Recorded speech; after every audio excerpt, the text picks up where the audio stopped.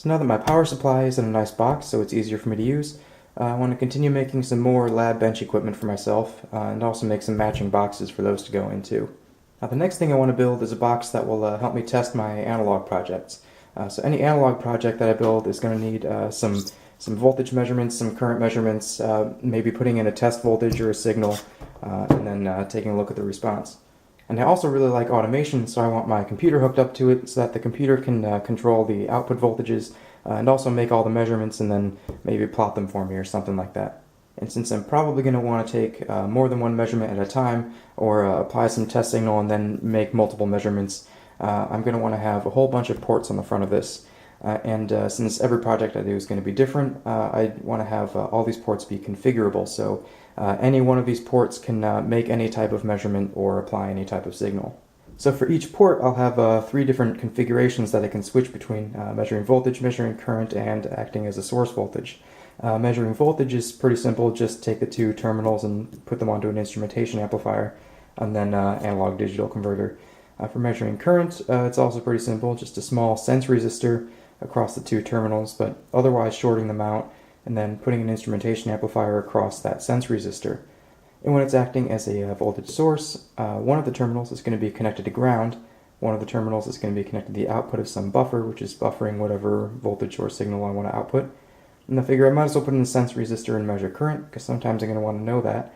And I'm also going to want to measure the voltage at the output, because although it's usually going to be whatever I'm trying to output here through this buffer, if I'm trying to draw too much current from or sink too much current into this buffer, the voltage is not going to be the same anymore, and I'm going to want to detect that and throw up a red flag in software saying, hey, whatever measurements you just took are probably invalid. So what I want to do is build something that is a superset of all 3 of these cases, and it should be pretty obvious how that can be done just by looking at this last case, because it also includes both current and voltage measurements. So what I came up with was this, which just has some relays switching back and forth between all 3 of these cases. So when these 2 switches are up, it connects these 2 terminals to the buffer and also to ground. When these 2 switches are down, it connects the terminals to this separate path, which could either be open for making voltage measurements or short for making current measurements.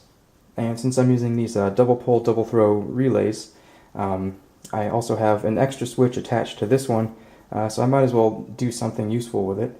Since the position of this switch doesn't matter at all when I'm in source mode, I can use that extra switch in source mode to add some extra feature, and I figure I might as well use it to switch between maybe some internal voltage source or some external voltage source or signal. And for now, just because it's simple, I'm going to use an Arduino to control all of these ports. It's got analog inputs for my measurements, it's got analog outputs for my voltage sources, and it's got digital outputs to control all the relays. So it's also got a USB serial port for sending all of the data back to the computer, and from there I can write some software to log it all and graph it. And I'm really just looking to get something really simple up and running quickly.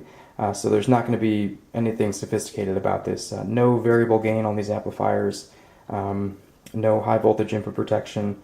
Really only needs to work for DC and maybe audio frequencies. Obviously the Arduino is probably not the best choice for data collection since it doesn't run very fast. But as long as it sort of works, I can start doing stuff with it, and if I need it to do anything else, I can just add on to it and refine it later. And then in the next video, I'll start drawing up a circuit for that.